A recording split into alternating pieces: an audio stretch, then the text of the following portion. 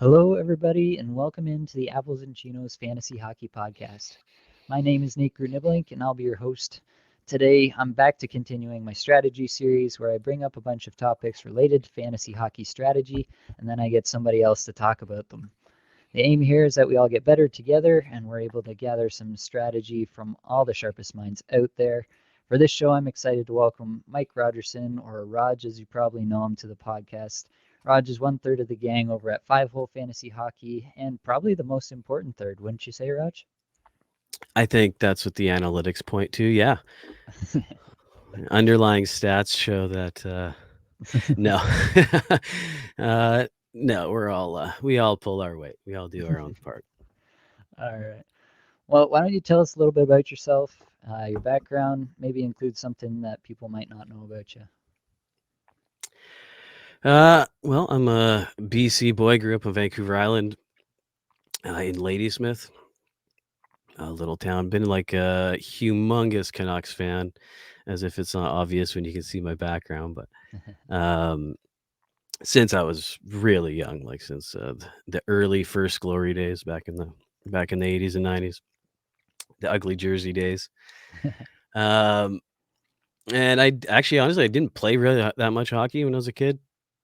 Played 1 year, got into soccer more as far as playing it goes, but I always watched hockey, never watched soccer. So it was kind of weird that way. But um, been living in Vancouver for probably 15, 20 years or so. So I was here for like the Sedin years as well. I was Yeah. actually in the city. So it's deep, man. It's deep. The love runs deep. Yeah. As far as something that I think is pretty obvious, I think everybody who knows anything about me or listens to any of the shows or anything I'm on, they pretty much know that. So something people don't know about me is probably my history in logger sports. Okay. I was a world champion log roller by the time I was 15, touring in the world, doing that kind of stuff, and axe throwing and all that kind of stuff. Neat. How'd you Yeah, get fun into that? fact. My dad was actually a world champion tree climber, so he was one of the crazy ones, of the speed climbers who like race up to the top of 100-foot pole in like Yeah. 20 seconds and then come down in like 2 seconds. He's like the calmest man in the world. He's like afraid of flying, and then he just does that randomly. Uh, and then yeah, so he was in it. I don't know. It was just one of those things. Him and a bunch of friends started back in the 70s, and he actually got to tour the world. Like he's been to every continent doing it. Wow. Japan, Paris, like all over the place, New Zealand. So I thought that looked like fun and paid really well. I honestly made more money when I was 15 than I do now, still, to be Wow. honest. Yeah, it was neat. Got me on the Littlest Hobo when I was Cool. about 4 years old. I was log rolling on the Littlest Hobo. And, it was good times. Good times. That's cool. Yeah, All it's fun. right. Well, you've alluded to it. Your favorite team is the Canucks. So maybe you can sell me. I always do this with every guest. Sell me on why I should abandon the Leafs and come over to the dark side with the Canucks instead. I probably shouldn't.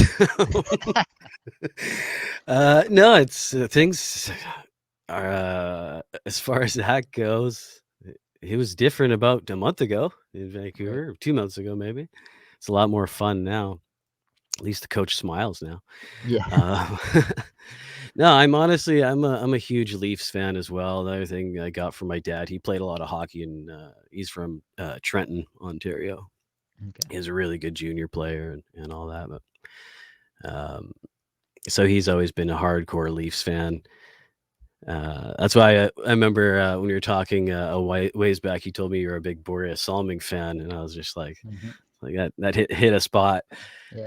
Um, so I don't blame you, man. It's like 1A, 1B for me, to be honest.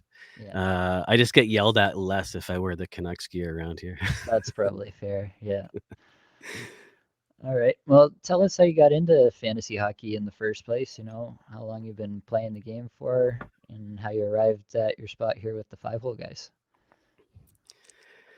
Uh, well, I guess, I know I just have this boyish good looks and everything, but I'm pretty Clearly. old.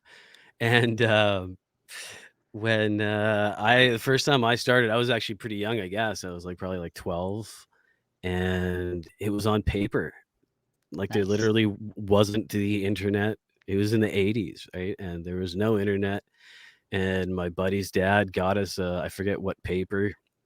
He'd get us the paper with the best sports section. And we had like all had binders and charts and looking in the back pages of the newspaper, and That's awesome. managed to stay pretty honest. And it was an auction draft. We used real Okay. cash. Wow. Yeah, it was just dope. We Nice. used real cash. I think we had like 20, we worked it out to be like $20 or something. Yeah. And I accidentally drafted Vincent Damphousse. And he had a 30-point increase in production and scored 96 points that year. And I won the pool. And I was like, hey, this is the easiest thing in the world. I love it. I'm in. Hooked for life. Won like $60 when I was like 12 years old. I was off to buy more Upper Deck hockey cards. Right. Yeah, man. So I've That's awesome. been in it for a while. And then as it progressed and there started being, proper websites to do things and make it actually convenient, Yeah. as the sites change, and eventually kind of got into Yahoo mostly, but probably been like commissioning leagues in the modern way since about like 07, 08, maybe. Right. Yep. Pretty much when Yahoo started. Yeah. Nice. And how did you link up with TJ and Zach?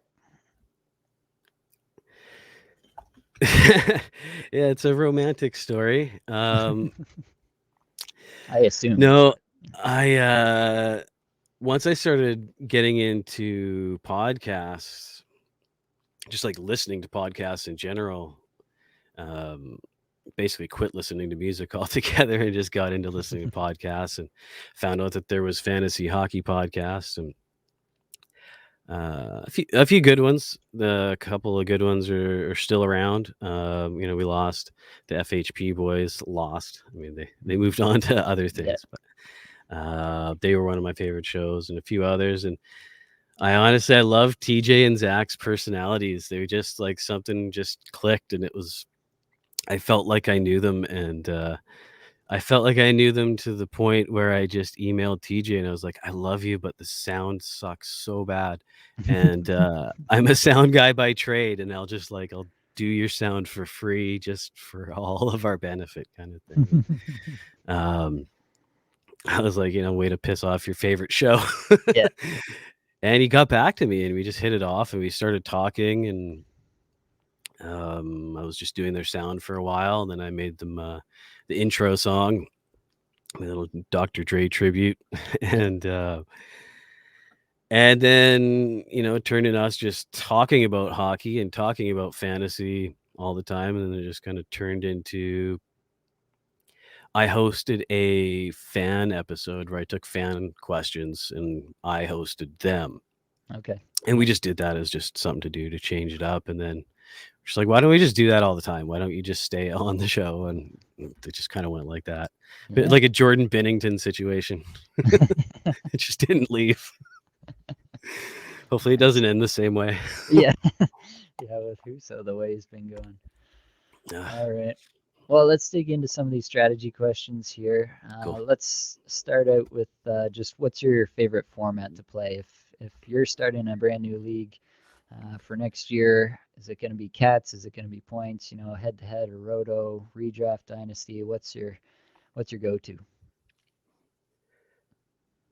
Yes, is kind of my answer. Like, I think I'm in like 14 leagues right now. So yes, I play in all of them.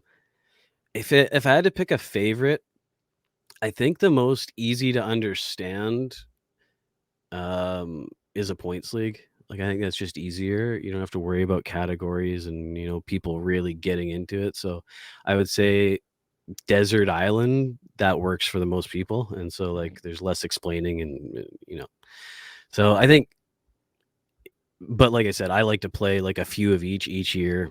Yep. um It's a couple paid ones, most of them not, but I do like to get a couple money leagues going. And then also right now, I think I've got 4 dynasties on the go as well.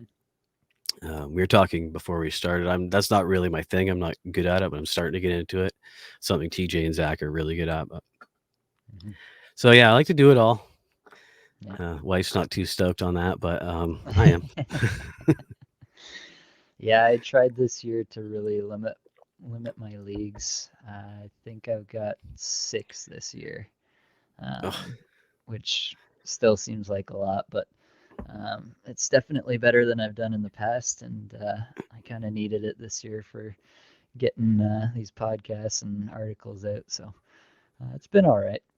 You're stronger than me. Me and TJ swore before the start of the season. We're like, okay, we're holding each other 10 leagues max each. That's it, 10 leagues. I think he's in 18 and I'm in 16. We're not, you know, two Yeah, people with it the same happens addiction sometimes. hanging out isn't a very good Yeah, idea. exactly. All right. How about tips for fantasy managers? Just with all the COVID stuff that's gone on, we saw a huge slate of games get rescheduled here recently. I know you guys have touched on this in your podcast. Um, what do you think are some things that we can be doing as fantasy managers to, take advantage, I guess, of a bad situation here with all the COVID changes to the schedule? I think ideally there's a couple of simple rule changes you can make if you have an adjustable league, depending on the format you're using. Fantrax always lets you change things. Yahoo lets you change a few things. That's honestly the easiest fix because there's no logic to what's been happening. Yeah, it's You can't crazy. predict who's going to get sick and all that kind of stuff. So, a couple of simple things, if you can, is like we lowered in most leagues where we could lowered goalie minimums, Hmm. right? So I think most of them were 3 or 4 start minimums. I think most leagues lowered it down to 2, just so you don't have to panic and freak out and like blow your whole hockey pool. And it's like people just stop having fun. Like it's like Yeah. you can't enjoy what you're here to enjoy because you're panicking and losing because of something you have no control over, right? There Yeah. is no strategy. So that and maybe increasing an IR plus spot. I think all like platforms allow you to put COVID people into IR plus. So if you can add that, that's helpful, like simple things just to at least ease the pain a little bit. And then one thing I would suggest is like I made a lot of 2-for-1 trades to try to Mhm. get like one better player, like take two, like it make it fair, but that way you end up with an extra streamer spot basically. So you have like, say 2 players who are like, say they're like 80%, trade them for a player who's like 90%, and then open Mhm. up a streamer spot where you can keep wheeling people in and out and just have your roster more flexible. Mhm. That's a big one. And try not to like plan too far into the future Yeah. because that's tough. Yeah, it's going to be interesting. I mean, hopefully things get better from here on out, but if we get to that point, we're starting to get there now where we start to think about, like playoff schedules. If you're in first or second in your league, you want to maybe make some trades to set yourself up for the playoffs. But can you really trust those playoff schedules, right? Can you really say that the teams that have those 4 games every single week of the playoffs, are they still going to have 4 games every single week of the playoffs when we actually get there? So yeah, lots of uncertainty. I think there's definitely something to be said. There's like all this disparity in games played, right? Some teams have played way more games than others. It seems like we're going to catch a lot of that up over the what would have been the Olympic break here. Hmm. So I know like the Islanders are making up a bunch of games. So if you're way behind in your league, maybe you can catch up by adding some Islanders players just for these weeks. That's one thing I've been thinking about, but um, yeah, there might be some interesting opportunities like that. Just trying to make the best of a bad situation, I guess. Yeah, that's one thing, and I think I've rampaged about it on Twitter at one point. Like when people were talking about like try to pick up the guys for the end of the season who are going to need to make up games, but that's not really the case. Like I think they added 96 games in the Mhm. Olympic span. That's a lot of games. So like you're saying, yeah, look, that's a big tip is like that's where you could maybe stock. The Islanders are way behind. A few other teams, some of the Canadian teams are Mhm. behind as well. But that's where you're going to maybe make up the differences in that. Not at the end of the season. The end of the season's so stressful. Yeah.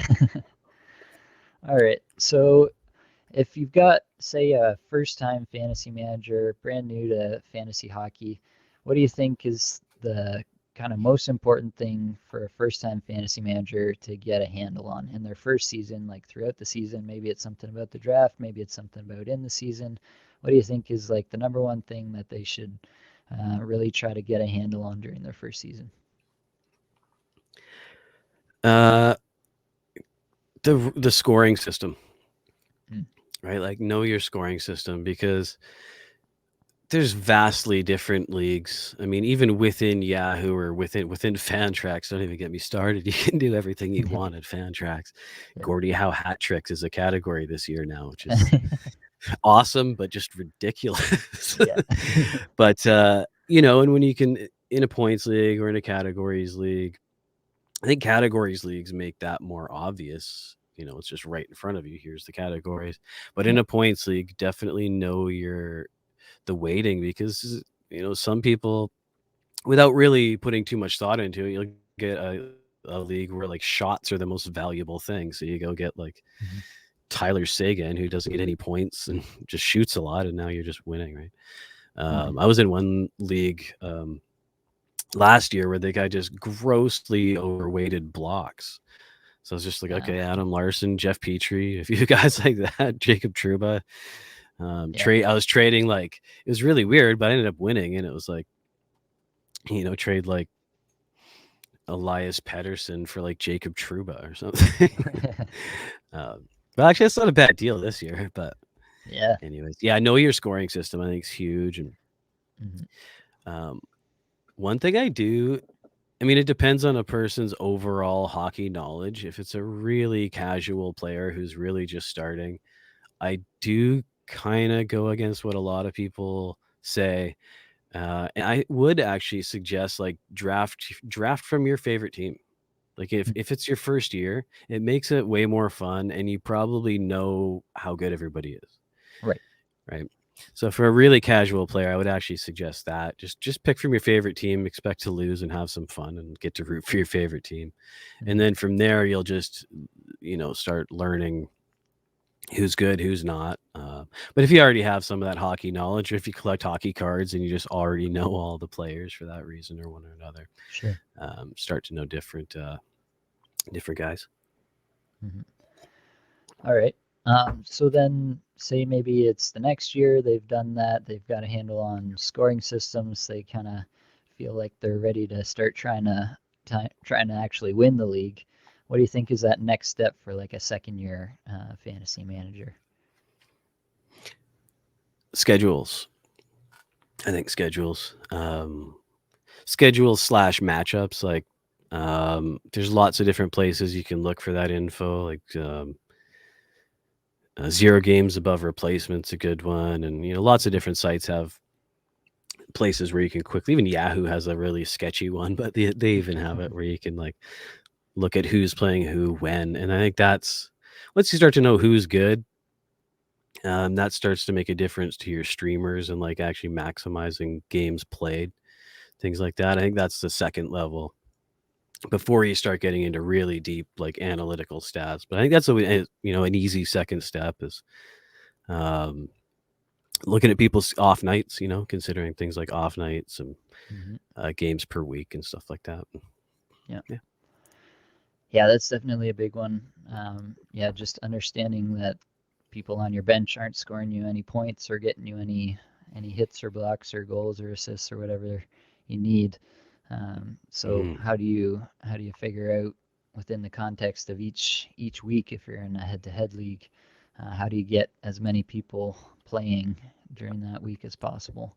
And schedules and off nights are obviously a huge part of that. I like that. Um, okay, then say they're kind of getting the hang of all that, but now they want to like go to the upper tier, like they want to go from good to great. How do you get from good to great in fantasy hockey?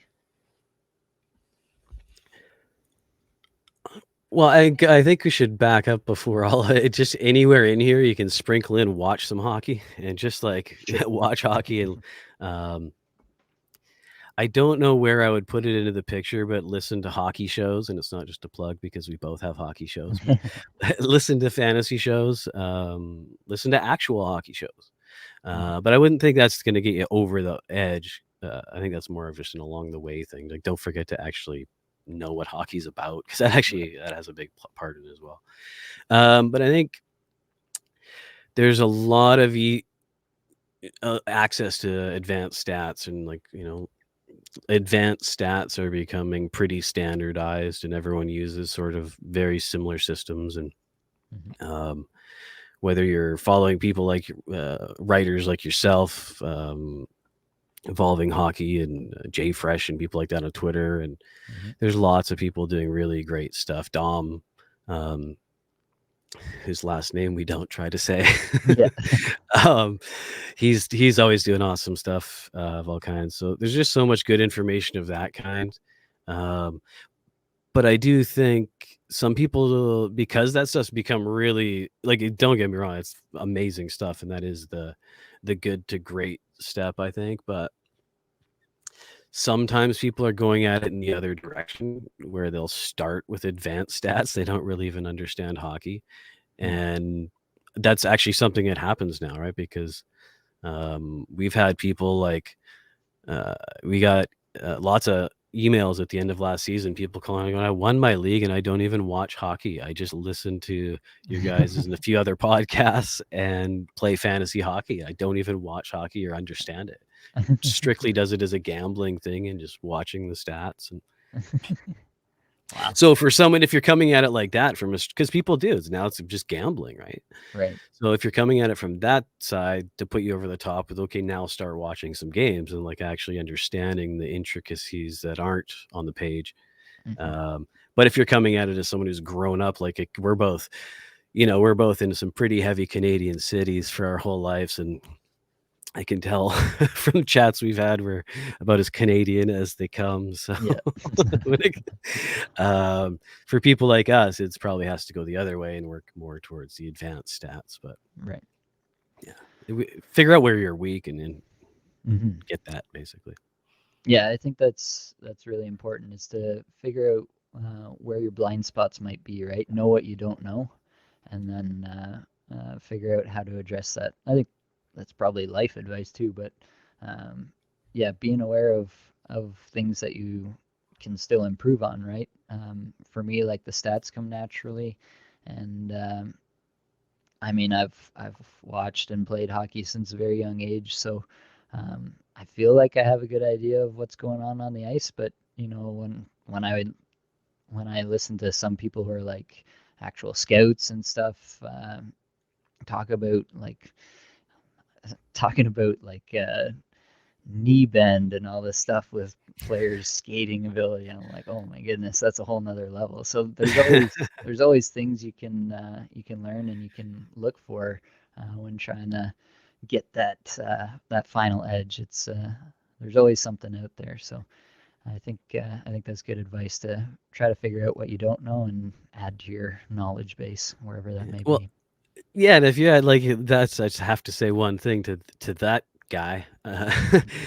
That's amazing knowledge, but don't forget that Phil Kessel exists, Right. right? Like so, Yep. or Zdeno Chara happened and stuff like that. Tim Thomas. Yeah. So there's Yep. that doesn't some of that stuff doesn't show up in stats. So yeah, like you said, Hmm. just find out what you don't know yet because there's Yeah. probably lots. Yeah. Exactly. All right, so let's talk about just the draft a little bit here.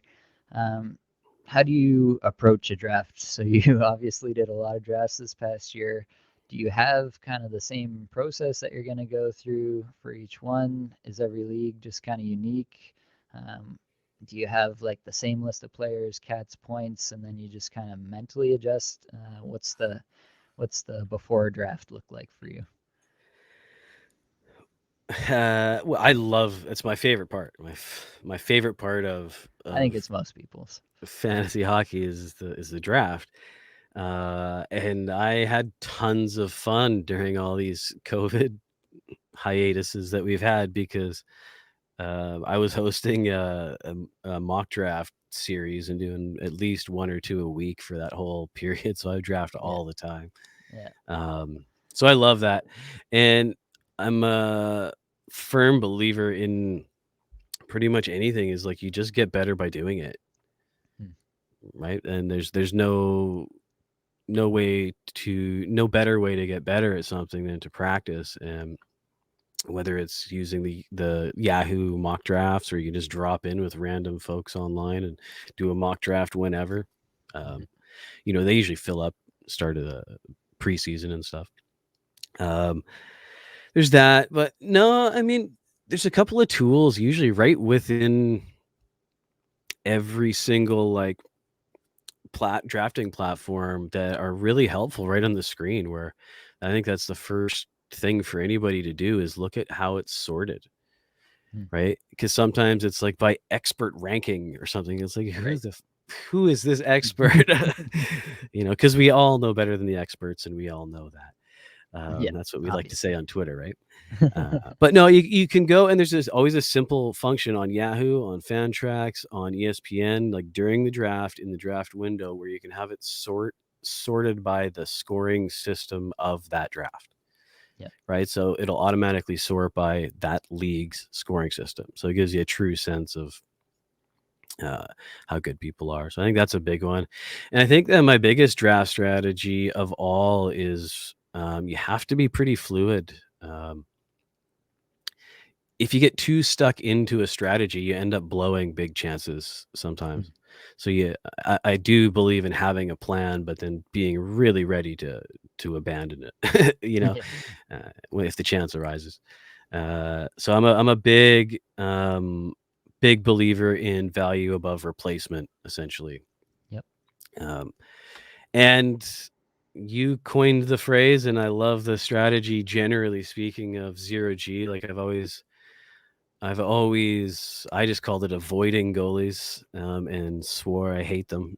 yeah, Uh, so that's always been a general strategy of mine is like in the last few years, it's been if it's like around 10th to 12th and Vasilevsky's there, I'll grab him. Then after that, give me round 10 for yeah, goalie. But other than that, no, I think you have to really be really fluid and just again understand your scoring system and don't get too caught up on trends.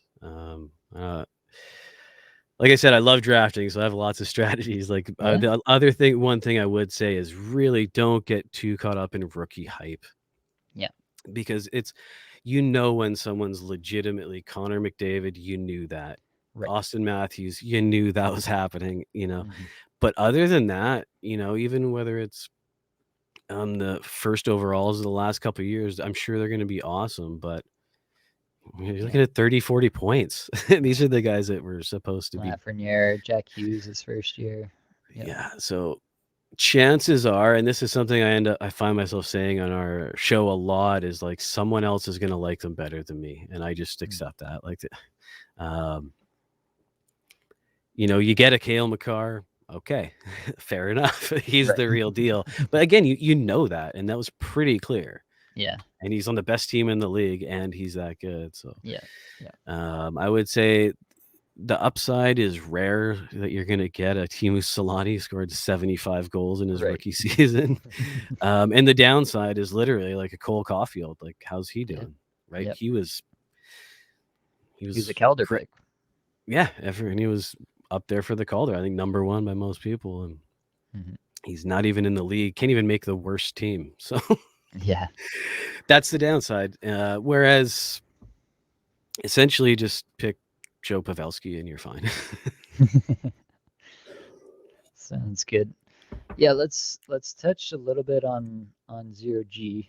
I'm curious just from your experience this year, like you've got a lot of leagues on the go. Um, Maybe some leagues you did, some leagues you didn't go with ZeroG. How's that been going? Have you, like, if you have leagues that are where you had an early goalie or you didn't, I'd be interested to know, like, how has your strategy been influenced by that draft decision? For the most part, I consider myself a zero G in just about every league this year. One move I made pretty much actually in our 5-hole listener leagues. I think I'm in 6 of those. I have Thatcher Demko in every single one Mm. because I got him in usually around round 10 or 11. Yep. And I was like, I know he's going to play all the games, and I know everyone thinks the Canucks stink, so he's going to fall really far.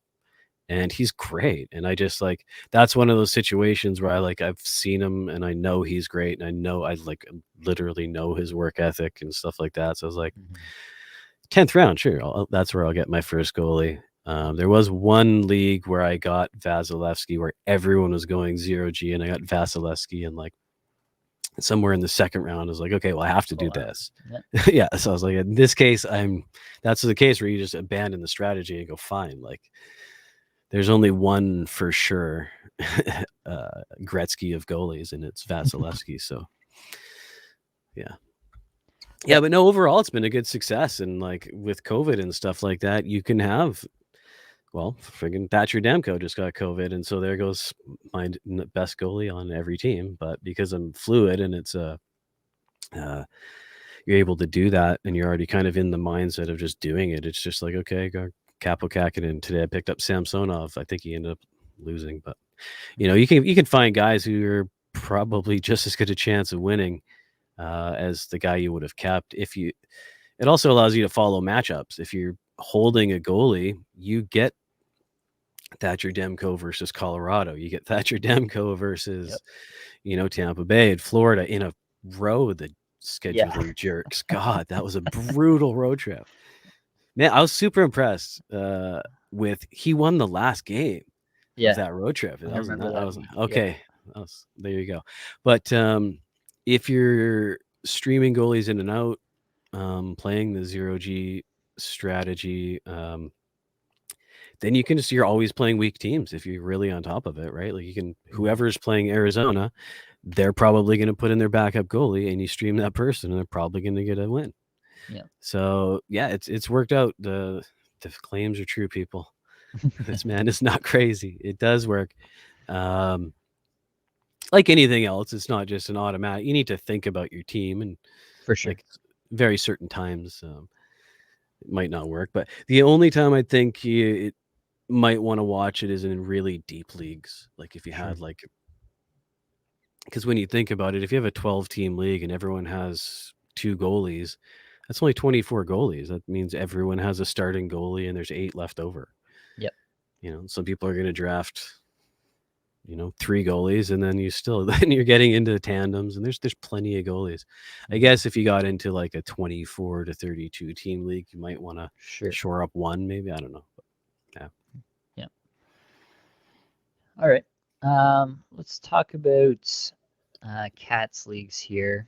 Um, I'm interested. I like asking this question because I think bangers cats leagues are kind of um, becoming pretty ubiquitous. Everybody wants to include hits and blocks for the most part. Sometimes pims, you'll see, but um, I'm interested, like in the draft and throughout the year, I guess too. But what's your approach to valuing those categories? And do you draft like exclusively for points and then try to stream in the peripheral categories, the banger categories? Or you trying to establish with some of your top guys like maybe Gabriel Landeskog or some of these guys who do it all? What's your kind of strategy if you're in a league that includes those categories? I try to exclusively play bangers cats, like with at least hits and blocks. Hmm. Most people are off of pims. I like pims. I like more categories just because it's fun. Hmm. Um, but I think PIMs are. I think I'm only in like one out of the 12 leagues we've got PIMs. But I definitely like hits and blocks. It widens the player base so much that you can, if it's only points, you're cutting out so many players. It gets a lot harder. But in terms of like drafting style with that kind of stuff, I would say that my first overall pick has a lot to do with the rest of them, Hmm. right? Like if you fall to a spot where it makes sense to take, if you were lucky enough to catch Ovechkin, because he fell in quite a few drafts this year, but if you Yep. get an Ovechkin, then you've got goals, hits, power play points. You've got those big three things. Hmm. And something I do find myself doing is I don't tend to average things out. Like I like to make sure like I'm gonna win. If I started with Ovechkin, say I'm like, okay, I've got to for having my biggest scorer be a league leader in hits, I'm gonna Hmm. make sure I win hits. Right. Right. So then I'd be trying to emphasize hits and to a degree, like you don't want to just have hits and goals, but Right. it's nice to be like, okay, pick two or three categories where you're probably going to win them every week, or that's going to be your strength, Yep. and let a couple go. Right. Because sometimes I find if you get too average, then you're maybe going to win every week, but it's a little sketchy. I like to load up and make sure I'm probably going to win three categories. Give yourself that base. Yeah, so sometimes I will go banger heavy and load up on your Jeff Petries. He was a sweetheart for a while, Landeskog, like you said, and people like that. Um, or another strategy that works. Again, it's usually depending on my first round or two where your really strengths are going to be defined. Hmm. But sometimes go after categories that if you see other people ignoring, like in certain drafts, people love goals and everyone's chasing the goal scorers and going to be fighting over them. Well, maybe you in the first few rounds, while everyone's chasing goals, you just knock out assists and shots on goal or power play points or something. Um, so just paying attention like that, but don't just be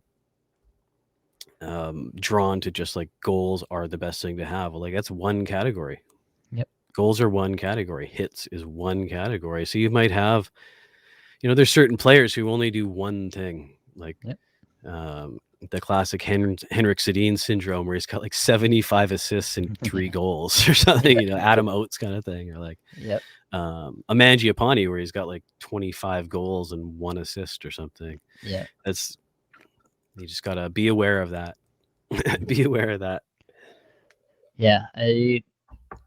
Obviously, it depends league to league which categories you have. I do. I do try to factor in. I think the what's harder to replace. I guess.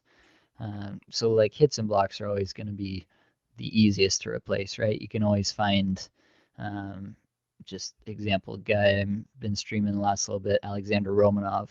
Suddenly, like hits 6 times a game, blocks like 3 times a game. He's a monster. So I've been streaming him in Bangers Cats leagues.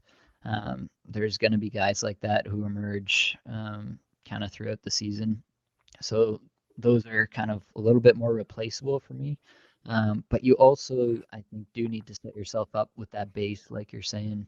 Mhm. Otherwise, yeah, you can get into this place where you don't really know what to build your team around, and you're just kind of middle of the pack, and you're trying to figure it out each and every week, and it's just a struggle each and every week. A lot of the times, I think, just with the way that most leagues are generally set up, where you generally have at least goals, assists, power play points, and shots in terms of offensive categories.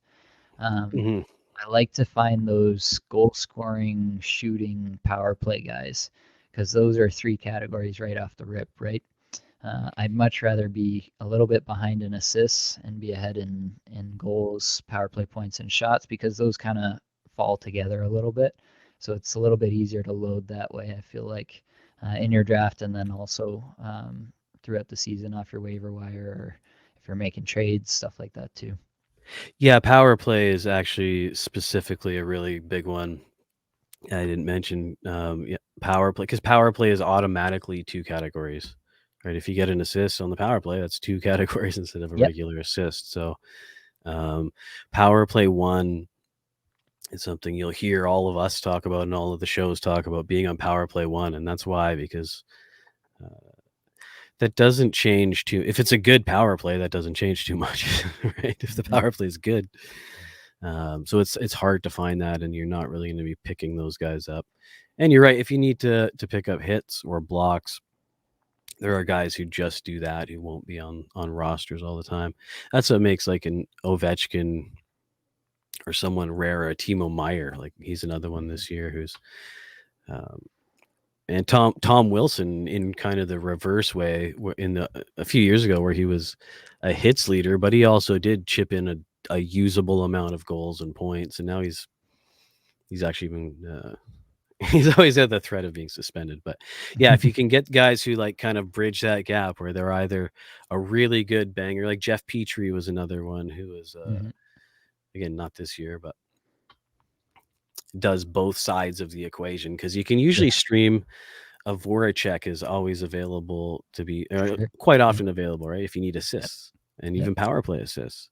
Yep. Um, but yeah, you're right. If you can find those guys who hit maybe 3 or 4, that's huge. Hmm. Yeah, Drake Batherson was my guy this year. Got him in a lot of places, and now with this injury, that was tough to see. Just That with whole line, man, that whole yeah. Norris, Kachuk, and him are just the greatest fantasy line. Like them in like year or two, that's Oh gonna be yeah, amazing. They all it's gonna be hit, crazy. shoot like crazy. Yeah, that's a fun, weird, but Ottawa's fun again. Or Yeah, yeah, that about to is be really fun. fun. Yeah, Say nothing of Shabbat, who plays like 47 minutes a night. yeah. All right. Let's talk a little bit just about waiver strategy, maybe here. Um, just on a week-to-week basis, what are you generally trying to accomplish with your ads for the week? Say like the Yahoo standard is 4 ads in a week. What are you trying to accomplish with those 4 ads each week? That's something that's changed a little bit this year, recently specifically, but not like it used to be a pretty good strategy to really plan it out to maximize games played. Ultimately, it's about games played for the most part. Hmm. Um, it used to you used to be able to get a jump on who's going to be the best streamers, on a Sunday, and then I'm on the West Coast, so 12:01 in the middle of the Yeah. night, I go and grab all the best streamers for the week. But that's not a good strategy this because I've done that twice now where like come game time, all those great potential guys aren't playing, Hmm. or the team they're playing against had so many COVID cases they canceled the game, and there's so many variables. Hmm. Um, that's one thing I've been doing this season way differently, is making way more game time decisions, because Yeah. you can't overplan. So I've been going with like, I think in most of our leagues there's 4 ads. I've been going with like 2 at the start of the week and holding 2, unless I need them, but like till the end of the weekend kind of thing. But just being a little bit more safe with them. Yeah. A- And it's for me, it's about games played, really. Um, I was in one situation this year where it sounds like a bad problem to have, but my team was too good Mhm. everywhere. Like, and so I couldn't pick anyone up. I didn't want to stream anyone. It was like my team was just so set. In real life, it would be great, Yeah. but I was finding it hard to maximize games played because my team was too set. So that's when I started throwing out tons of 2-for-1 trade options, Hmm. where I'd give somebody 2 good players and get someone slightly better back. Or maybe one I made, actually, I definitely would have lost. Like, if you added up the numbers, I was losing that, but the value of having the room to use those streamer spots can Yeah. be a thing, actually. Yeah. Yeah. All But right. yeah, generally speaking, this year I would say just be more careful with it. And Mhm. in the past, and hopefully next year, then you could go back to the like do your research ahead of time, make up all your picks 12:01 on a Monday morning to get all the best players before everyone else picks them up. But it's just too dangerous to plan that far ahead right now, unfortunately. Yeah. Yeah, one thing I've been doing a lot more this year is taking a look at who's playing Monday, Tuesday for the week, and Yeah. then just rocking one or two of those guys at the beginning of the week. Once they've played their two games, then I flip them into somebody for the back end of the week. Hopefully, they're playing, whatever it is, Thursday, Friday, Sunday, or something. Get me away from what's usually a busy day on Saturday. Um, and then I get 5 games out of my streamer spot, which is about what I'm trying to hit every week. So Yeah, exactly. Kind of splitting it into halves at least. yeah. Yeah. All right. Would you say that your strategy with what you're looking for in these players off the waiver wire, does it vary at all in different points in the season, or is it pretty consistent? Like you talk about maximizing games played. Um, you know, early in the season, there's usually these kind of breakout players. The big two I think everyone talks about this year were Troy Terry and Lucas Raymond, who, if you got on those trains early, like you're still reaping the rewards from those guys. So is there any difference in how you would approach it at the beginning of the season, where maybe you're trying to find those breakout guys versus now when um, it seems like the teams and the lines are a little more set, and we might have less exciting options on the waiver wire? Yeah. Well, of those two particular trains, I hit on the Raymond train, and I was still every day. Troy Terry can't keep this going, and Yeah, it's a sad old man on the corner that doesn't have any Troy Terrys. yeah, Um, but that's the price you pay. But yeah, now generally speaking, like over the course of the season, I think you're going to see way more randomness in the first 20 games. Like, I mean, San Jose was one of the highest scoring teams they were amazing for a month, and yeah, Buffalo was undefeated a whole bunch. And yeah, people just be careful, like take advantage of that stuff for sure, but don't. That's the time to like get if you see like Buffalo, who is just the worst, like just the worst team, and then they lost objectively, yeah, Taylor Hall and Jack Eichel and blah blah blah blah blah. And if you see them winning a whole bunch of games, there's no magical crazy things that happen. That's going to yeah, stop, and yeah. that's going to stop. So don't get fooled by that stuff. Hmm. But use it, right? Like grab yourself a Tage Thompson and take the points while they're there. But when it starts to stop, it's probably going to stop. Like one thing I always like to remind myself is most things do make sense. So, Yeah. right? Like if something's not making sense, then Yeah. it's Yeah, I probably brought not this up making sense. before, but there's always that William Karlsson season, right? For sure. These things For sure. happen, but you can't really bet on that either, right? You kind of have to bet the 90% where you're pretty sure it's going to happen this way, but there's always uh, that outlier outcome that could happen as well. Well, actually, you know what? In terms of the question you just asked and how things change, I think I'd find myself doing more of that at the start of the season. You're kind of hoping and praying and just see who's like if someone goes on a 3-game point streak to start the season, maybe pick them up and see if it's going to be one of those weird 20-game point streaks. Hmm. Um, the other time you might want to play that kind of game is if it's coming towards playoffs and you're slightly behind, Mm, right? You might need to find that Jordan Binnington or whoever's going to just be on the hot streak that particular week you need it, or else your season's done, right? yep. So when you're just going to get into the playoffs, that's one time where you might change your strategy and do, maybe slightly ridiculous things to get yourself into the playoffs. That would be the one other time I think I'd change my strategy, but you don't want to chase your tail and just like try too many things. Like if you have a plan, usually sticking to it Hmm. is the best option. Even if it's not a good plan, it's better than having no plan and flailing usually. Right.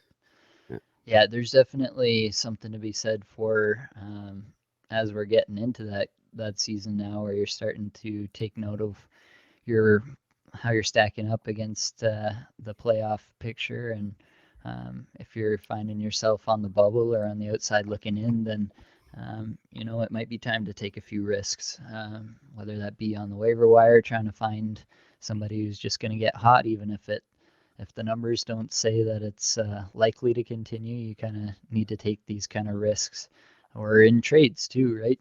Um, you know, find a trade that's going to work and that's going to get your team to the dance. Because once you're in the dance, as we all know, there's at least a chance.